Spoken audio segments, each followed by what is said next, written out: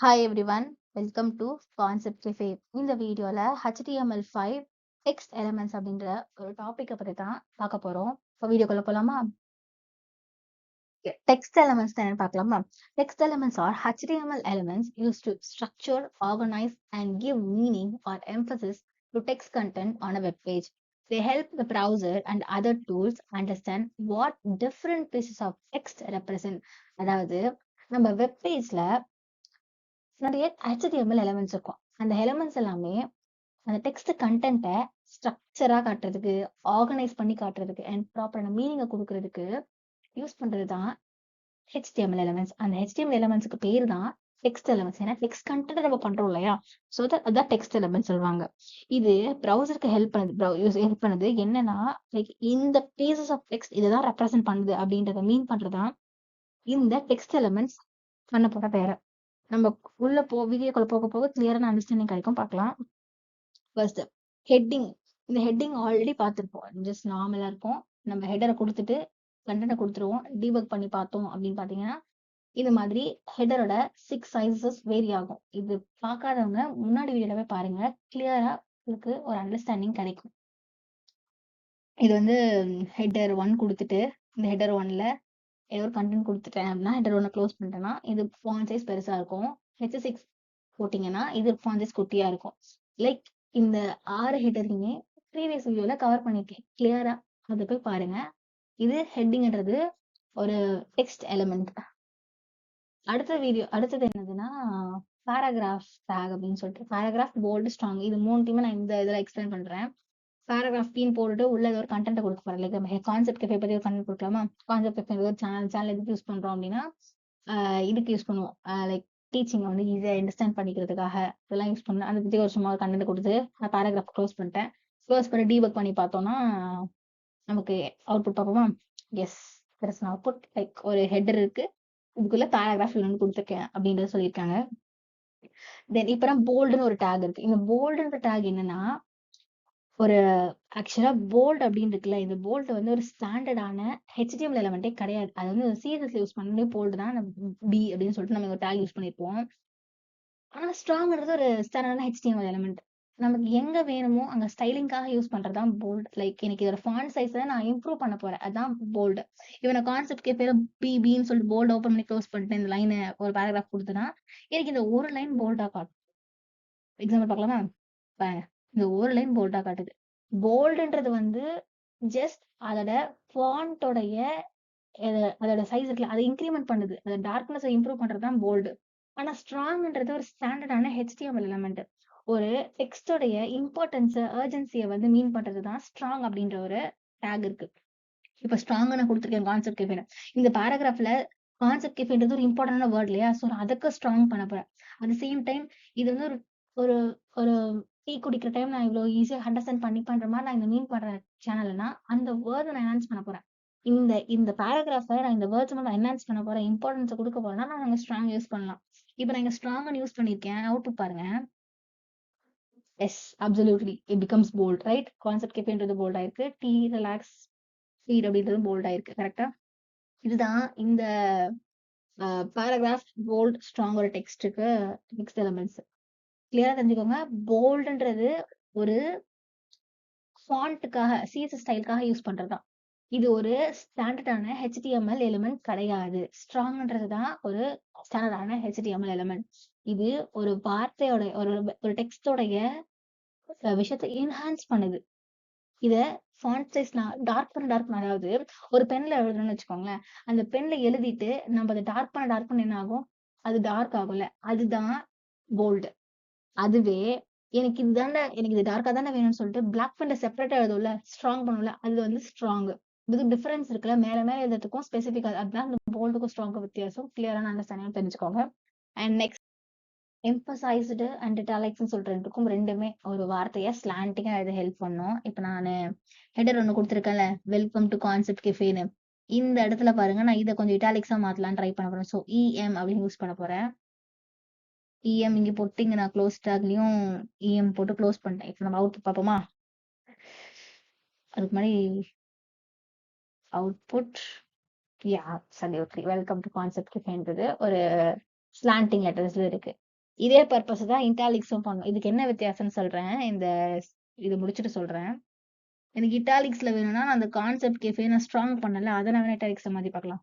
ஏன்னா, பிகாஸ் நம்ம வேர்டிங்ஸ் மாத்தலாம் நல்லா இருக்கும். ஸோ ஒரு பேராகிராஃப்ல அந்த இட்டாலிக்ஸ்ன்றது கான்செப்ட் கேஃபேன்றத மட்டும் நானு மாத்துறேன்.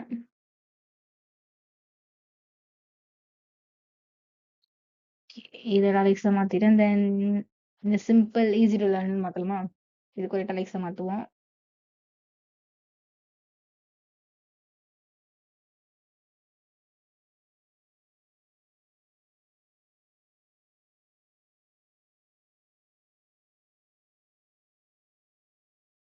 அவுட்புட் பாத்தீங்களா? என்ன வந்துச்சுன்னு? சரி, லிட்டரலா இட்டாலிக்கா மாறிடுச்சு. ஸோ எம்பசைஸும் இதுவும் இட்டாலிக்கா தான் மாத்தும். Both commonly look italic by default. ரெண்டுமே வந்து டிஃபால்ட்டா இட்டாலிக்ஸ் வந்து லுக் இருக்கும். அதுல இம்பார்ட்டன்ட் டிஃபரன்ஸ் என்னன்னா, ஒரு செமான்டிக் மீனிங் தான் ஒரு இம்பார்ட்டன்டான டிஃபரெண்ட். ரெண்டுமே டிஸ்ப்ளே ஆகிறப்ப ஒரு இட்டாலிக் பேசிஸ்ல தான் டிஸ்ப்ளேவே ஆகும். ஆனா ரெண்டுமே டிஃப்ரெண்ட் செமான்டிக் பர்பசஸ் இருக்கு.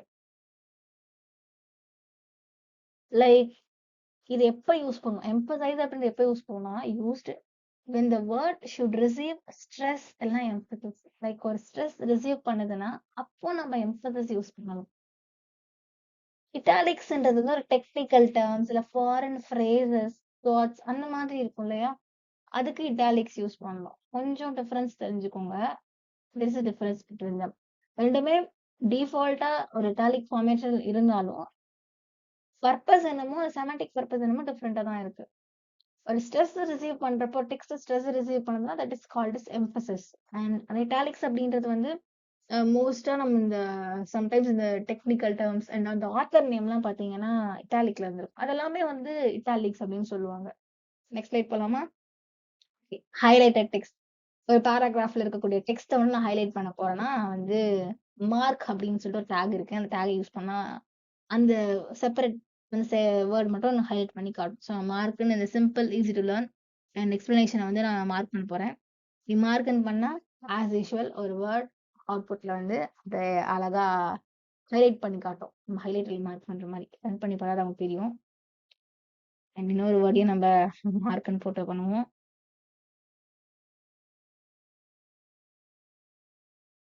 ஓகே, அதெல்லாம் இருக்கா மார்க் இதை ஹைலைட் பண்ற மாதிரி இருக்கான்னு செக் பண்றேன்.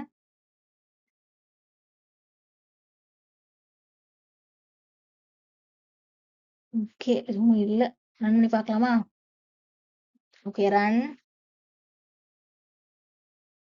யா, எவ்வளவு அழகா ஹெல்ப் பண்ணி காத்திருக்கு பார்த்தீங்களா? செப்பரேட் வேர்ட்ஸ் நம்ம ஹைலைட் பண்ணணும்னா மார்க் அப்படின்னு சொல்லிட்டு ஒரு டேக் இருக்கு. அந்த டேக் யூஸ் பண்ணி நம்ம ஹைலைட் பண்ணலாம். Okay, then next slide. Deleted and inserted text.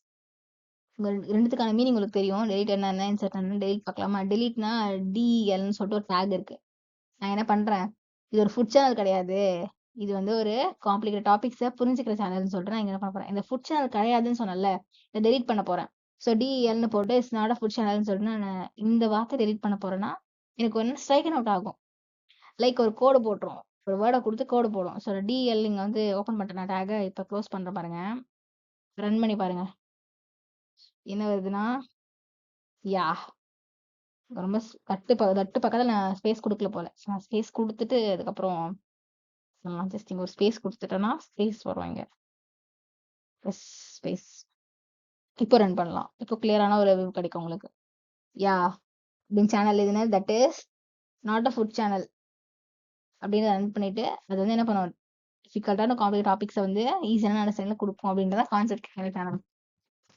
டெலிட்டோட take புரிஞ்சிருச்சுன்னு நினைக்கிறேன். இப்போ இன்சர்ட்டட்னா இன்சர்ட் பண்றது. ஒரு விஷயத்த நான் இன்க்ளூட் பண்ண போறேன். இப்போ வெல்கம் டு கான்செப்ட் கேஃபே இந்த 3 எக்ஸ்க்ளமேஷன் மார்க் இன்சர்ட் பண்ணலாம். ஐஎன்எஸ்ன்றது அது டேக். ஸோ இன்சர்ட் பண்ணிட்டேன்னா இப்போ எனக்கு அவுட்புட் பாருங்க. யா, ஒரு இன்சர்ட் பண்ணிட்டு கீழே ஒரு அண்டர்லைன் வந்துடும். இதுதான் வந்து ஐஎன்எஸ் அப்படின்றதோடைய டெக்ஸ்டோட ஐஎன்எஸ் டெக்ஸ்டோடைய டேகோடைய வேலை தான். Okay, subscript and super script இது நான் எக்ஸ்பிளைன் பண்ணிட்டேன் லாஸ்டா. ஜஸ்ட் கோடு மட்டும் பாருங்க. ஹெச்னு ஒன்று போட்டிருக்கேன், சப்னு ஒரு டேக் யூஸ் பண்ணியிருக்கேன், அதுக்குள்ள சப்ஸ்கிரிப்ட்குள்ள 2ன்னு சொல்லிட்டு ஒரு நம்பர் போட்டிருக்கேன். அதுக்கப்புறம் ஒரு 0 ஓ அப்படின்னு சொல்லிட்டு ஒரு டெக்ஸ்ட்டை போட்டிருக்கேன். இப்ப ரன் பண்ணி பாருங்க. H2 ஹெச் மேல 2 கீழே ஓ மேல வந்துருக்கு. இதுதான் சப்ஸ்கிரிப்டோட புரியல. எக்ஸ்பிளைன் பண்றேன், வெயிட் பண்ணுங்க. இப்போ சூப்பர் ஸ்கிரிப்டுக்கு SUPன்னு சொல்லிட்டு சொல்லுவோம் அந்த டேக். ஓகேவா?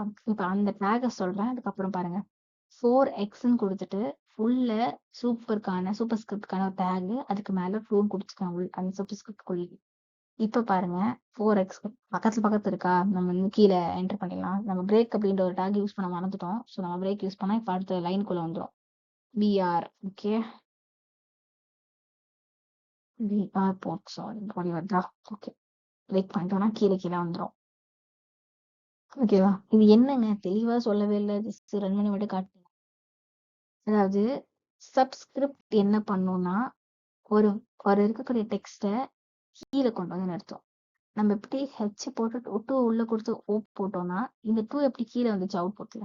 அதான் சப்ஸ்கிரிப்டோட வேலை. சூப்பர் ஸ்கிரிப்ட் என்ன பண்ணோம்னா பவர்ல கொண்டு போய் வச்சு சூப்பர் ஸ்கிரிப்ட் 4x2 வந்துச்சுல, சூப்பர் ஸ்கிரிப்டோட வேலை. இதுதான் subscript and super script. Now challenge time. which element represents stress emphasis நம்ம பார்த்துருக்கோம் இல்லையா, இட்டாலிக்ஸா மாத்தும்னு சொல்லிட்டு. ஓகே, இதுல எந்த எலிமெண்ட் வந்து ஸ்ட்ரெஸ்ஸோட எம்பசிஸை வந்து ரெப்ரசன்ட் பண்ணுன்னு சொல்லுங்க.